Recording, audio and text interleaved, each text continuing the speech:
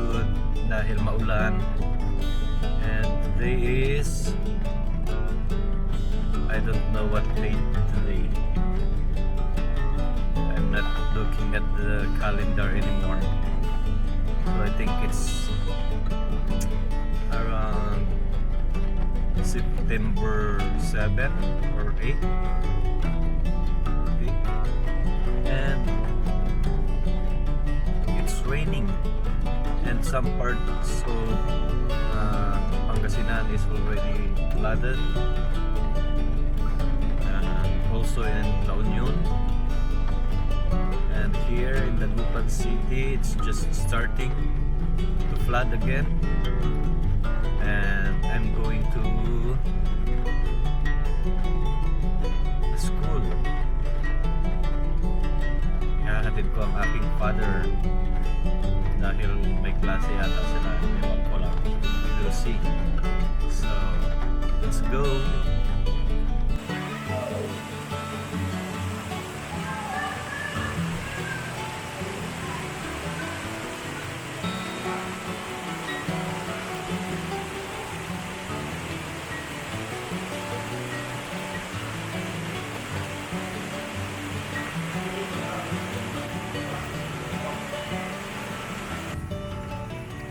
Hi guys, nakauwi na ako and look at the water here.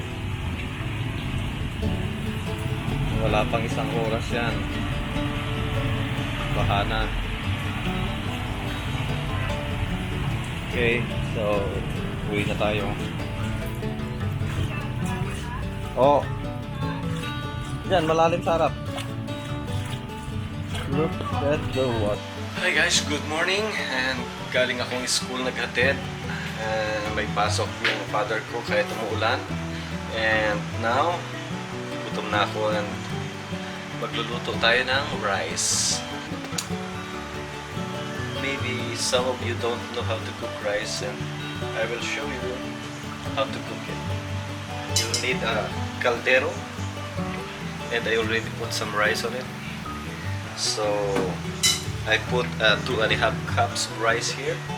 So first, what we're gonna do is to wash first the rice, okay? This is how you do it. You just do it like this.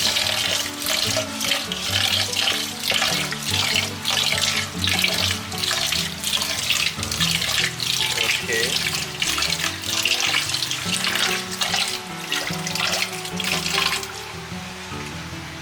That's the first wash.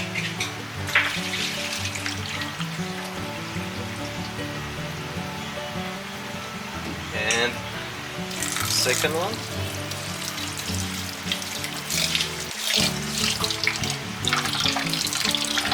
Some elders, they say that the second wash of rice, you can use this to wash your face para kuminis ang iyong mukha.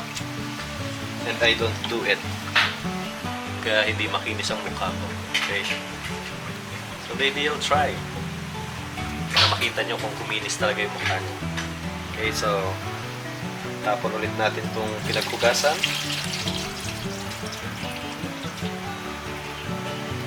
Okay.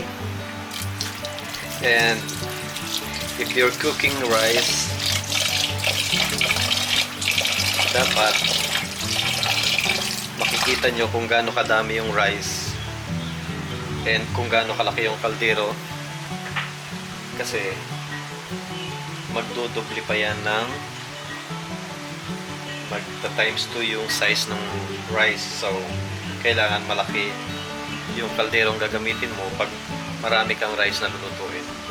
So as you can see, 2.5 cups of rice, so there's still plenty of space for the rice. Okay, so wait. Hello, we have a visitor here. Kakagising lang. Okay, so you have to measure the rice and the water. First, you have to measure the rice up to the bottom with your fingertips. Okay. measure the rice. So the rice is until here. As you can see, the rice is until here. So I'm gonna put some water to measure the rice here, just up to the rice, not in the bottom of the caldero, but at the when you touch the rice, you stay there and measure the water from the rice. Okay, so as you can see, the water is here from the rice. Okay, okay, see, now the water is up to here also, but that depends on the kind of rice that you are cooking. Because if you have a newer rice, the new rice that has been harvested, it will need a little bit more of water. But if the rice is already an old rice, so you can do this one that I'm doing right now. Okay, so we're gonna put it on the stove, and let's open it. So I'm going to put the fire on just normal, not so. Oh, I think that's the highest one, so maybe that's just right. Okay, and let's put on the cover. We're gonna put the cover of the caldero like this, and we'll wait. Hintayin natin na kumulo yung rice. Okay? Okay guys, kumukulo na ang ating niluluto.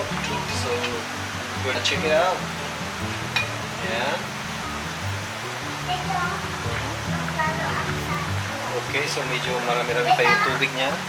And, ang ganda. Diyan ka pala pumunta. Okay, so, another tips. Sandali.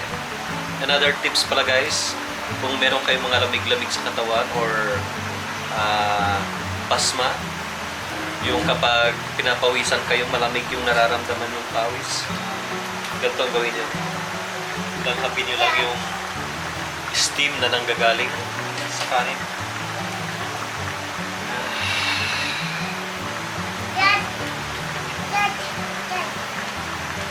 Just like that. And kapag nakita nyo, kunti na lang pala yung tubig, pwede nyo nang pahinaan. Okay?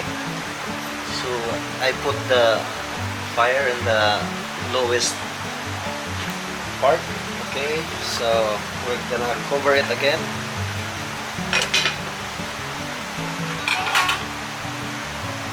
Wow! Diyan daw siya pumunta.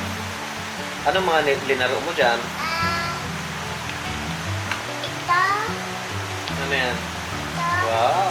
Wow!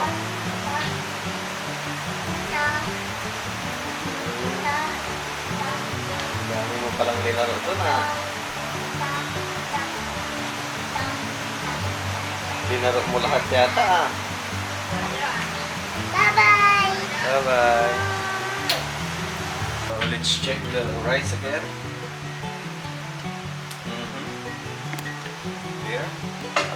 As you can see, wala na kayo masyadong makikita tubig na kumukulo. You'll check it by pressing it. Kapag pinipindot nyo ganyan, tapos hindi umaangat ang kanin, ibig sabihin hindi pa siya luto masyado. Okay? Kailangan, pag pinindot mo siya, bumabalik siya. Bumabalik. Para walang tutong ang inyong kanin. Dapat lagi niyong binabantayan. Okay, so, gotta check. See? Hindi na siya masyadong lumulbog.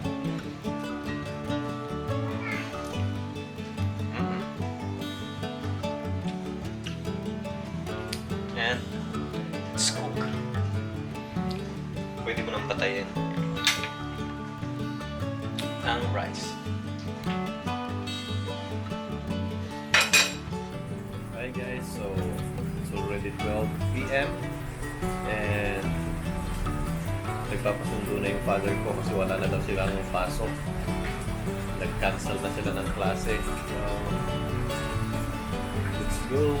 Susunduin ko siya. And medyo malalim na yung tubig. So,